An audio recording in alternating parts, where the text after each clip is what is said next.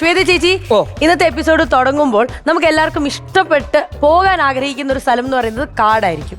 പക്ഷേ ഈ കാടാണ് ഏറ്റവും കൂടുതൽ പേടിക്കുന്നതും. കാരണം കാട്ടിലെ മൃഗങ്ങളെ പറ്റി അറിയില്ല, കേൾക്കുന്ന സ്റ്റോറീസ് കറക്റ്റ് ആവണം എന്നില്ല, ഒരുപാട് ക്വസ്റ്റ്യൻസ് ഉണ്ട്. ഇപ്പോഴാണെങ്കിൽ ഏറ്റവും കൂടുതൽ വൈറലായിട്ട് നിൽക്കുന്ന താരമാരാണ്? പാമ്പ്. അതുകൊണ്ട് കാടിനെ പറ്റിയും നാടിനെ പറ്റിയും ചിന്തിക്കാൻ തന്നെ നമുക്ക് പേടിയാണ്.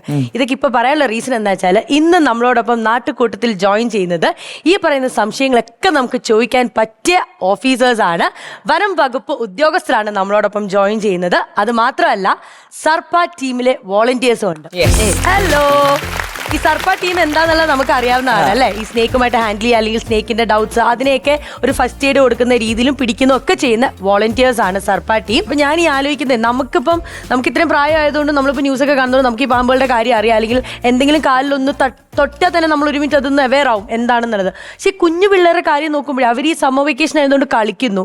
അപ്പം ചിലപ്പോൾ ഈ പാമ്പ് കടി ഏറ്റാൽ തന്നെ അവർ ചിലപ്പോൾ വീട്ടിൽ പോയി ചിലപ്പോൾ പറയാനൊന്ന് പേടിക്കും. അമ്മയോ അച്ഛനോ വഴക്ക് പറഞ്ഞാലോ, അല്ലെങ്കിൽ ഇത് എന്തായിരിക്കും, കാരണം കളിക്കല്ലെന്ന് പറഞ്ഞെടുത്ത് സൂക്ഷിക്കാണ്ട് ഞാൻ പോയി ചെയ്താണോ എന്നുള്ളൊക്കെ ഒരു ഇമോഷനിലായിരിക്കും ഈ പിള്ളേർ നിൽക്കുന്നത്. അപ്പം അങ്ങനത്തെ ഒരു സിറ്റുവേഷനിൽ എങ്ങനെയായിരിക്കണം പാരൻസ് ഇതിനെപ്പറ്റി ഒന്ന് ഹാൻഡിൽ ചെയ്യേണ്ടത്? പാരൻസ് എങ്ങനെയായിരിക്കും പിള്ളേർക്ക് ഇത് പറഞ്ഞു കൊടുക്കേണ്ടത് ഒരു ഫസ്റ്റ് എയ്ഡ് എന്നുള്ള രീതിയിൽ? അല്ലെങ്കിൽ അങ്ങനത്തെ എന്തെങ്കിലും ഒന്ന് പറഞ്ഞു തരാൻ പറ്റുമായിരിക്കുമോ? തുടക്കം തൊട്ട് കുട്ടികളെങ്കിലും കൂടുതൽ മാതാപിതാക്കൾക്കാണ് ഇതിനൊരു അവയർനെസ് കൊടുക്കേണ്ടത്. ചുരുക്കം പറയുകയാണെങ്കിൽ, വീട്ടിലുള്ള അമ്മമാര് കാലത്ത് ഫുഡ് പാകം ചെയ്യാൻ വേണ്ടിയിട്ട് ഒരു തിരക്കാവും. ആ സമയത്ത് വിറക് പെരയിലോ വിറകെടുക്കാനോ കാഴ്ച മറയണ സ്ഥലത്തായാലും കൈയിട്ട് എടുക്കലാണ് സ്ഥിരം പരിപാടി. ആ സമയത്തായാലും കടി കിട്ടാം. അവിടെ തൊട്ട് തുടങ്ങാമെന്ന് പറയാം.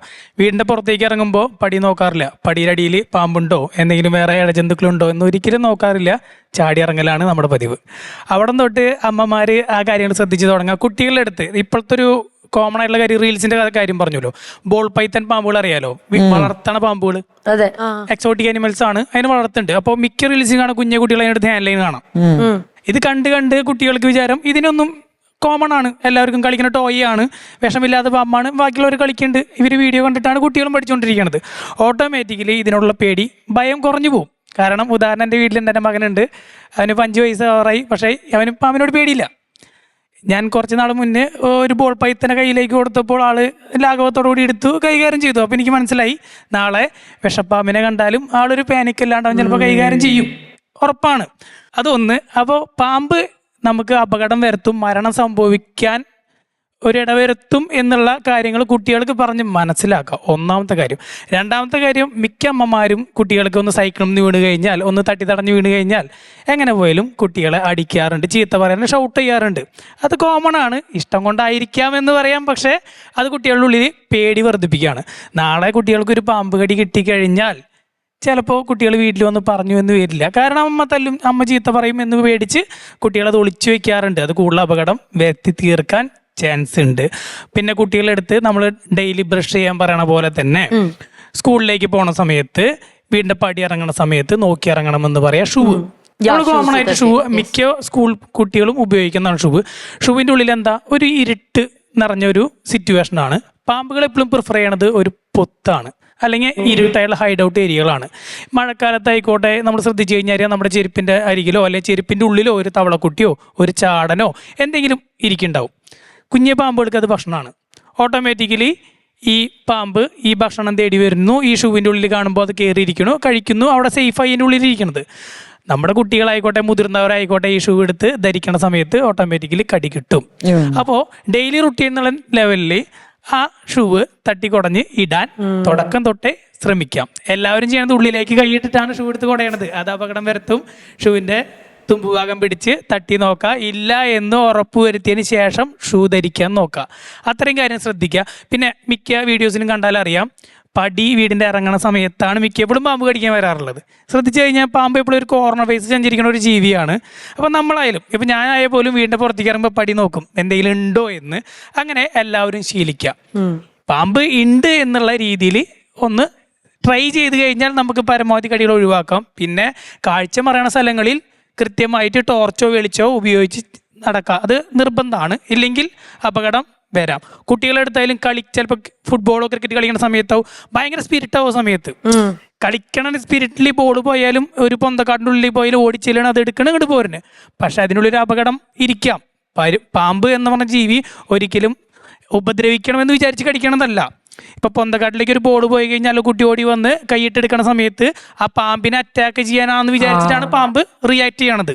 അങ്ങനെയാണ് പാമ്പുകൾ കൂടുതലും കടി ഉണ്ടാവണത്. അല്ലാതെ ഒരിക്കലും പാമ്പുകൾ ഓടി വന്ന് കടിക്കണമെന്ന് ഒരു ആഗ്രഹമുള്ള ജീവികളല്ല. അതിന് സിറ്റുവേഷൻസ് അനുസരിച്ച് അത് ബിഹേവ് ചെയ്യേണ്ടതാണ്. ഇൻ കേസ് ഉദാഹരണം പറയുകയാണെങ്കിൽ പാമ്പിന്റെ കുറച്ച് അകലെ നിന്നിട്ട് ഇപ്പം ഞാൻ ഒന്ന് കൈവീശി അടിക്കുകയാണെങ്കിൽ അവിടെ നിൽക്കും, ഒരു എക്സ്പ്രഷനും കാണിക്കില്ല എൻ്റെ അടുത്ത്. പക്ഷെ തൊട്ടടുത്താണെങ്കിൽ ഞാൻ അടിക്കുകയാണെങ്കിൽ റിയാക്ട് ചെയ്യും. ഒന്നല്ലെങ്കിൽ ഡിഫെൻഡ് ചെയ്യാൻ നോക്കും, അല്ലെങ്കിൽ തിരിച്ചു തന്നെ അറ്റാക്ക് ചെയ്യാൻ നോക്കും.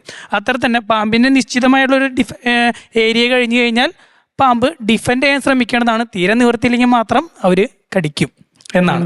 നമ്മൾ സെൽഫ് ഡിഫൻസ് എടുക്കുന്ന പോലെ തന്നെയാണ് പാമ്പും രക്ഷപ്പെടാൻ വേണ്ടി അത് നോക്കുന്നതാണ്. വെപ്രാളത്തിൽ പോകുമ്പോഴാണ് നമ്മളും പേടിച്ച് അങ്ങോട്ടും ഇങ്ങോട്ടും ചവിട്ടി പോകുന്നത്. അങ്ങനെ ചേച്ചി, നമ്മൾ ഗ്രൂപ്പ് മൊത്തം എത്തിയിരിക്കുകയാണ്. ഇനി തീരുമാനങ്ങളൊക്കെ ചേച്ചിയുടെ കയ്യിലാണ്. ക്യൂട്ടി ദ ഹാൻഡ് വാഷ് ഇന്നത്തെ main, willy white the bright ആരൊക്കെയാണെന്നുള്ളതാണ് നമ്മൾ ഇനി അറിയാൻ പോകുന്നത്. ഒരു ഡൗട്ടും ഇല്ല, ഞാൻ ഇപ്പൊ വരാം. വായോ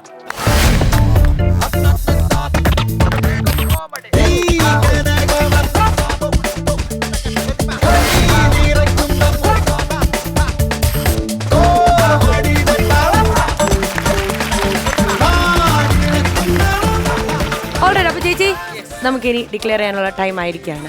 ഓക്കെ, അപ്പൊ ക്യൂട്ടി ദ ഹാൻഡ് വാഷ് ഇന്നത്തെ മെയിൻ ഗോസ് ടു സുബേഷ്.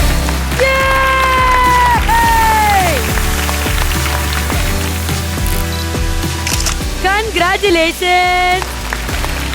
സന്തോഷായില്ലേ? കിരീടം വാരി കോരുന്നുണ്ടായത്, ഇപ്പൊ അതിന്റെ കൂടെ ക്യൂട്ടസും വാരി കോരിക്കൊണ്ടിരിക്കുകയാണ്. ഇനി അടുത്ത നമ്മൾ അറിയാൻ പോകുന്നത് വില്ലി വൈറ്റ് ദ ബ്രൈറ്റ് ആർക്കാന്നുള്ളതാണ്. Okay, willy white the bright goes to ആ കൗണ്ടേഴ്സ് ഒക്കെ ആലോചിച്ച് ചേച്ചി ചിരിക്കുകയാണ് വീണ്ടും.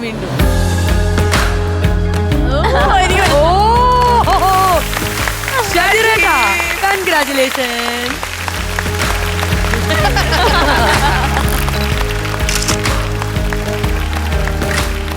ഒരു ഫുൾ ലുക്കിനും മേക്കപ്പിനും ഒക്കെ കൂടി ആയിട്ടല്ല അല്ലേ? പിന്നെ ഇനിയും ബ്രൈറ്റ് ആവാൻ വേണ്ടി. പിന്നെ പല്ലിലെല്ലാം അങ്ങനെയാണെങ്കിലും കുഴപ്പമില്ല, പല്ല് നമുക്ക് അടിപൊളിയാക്കാം.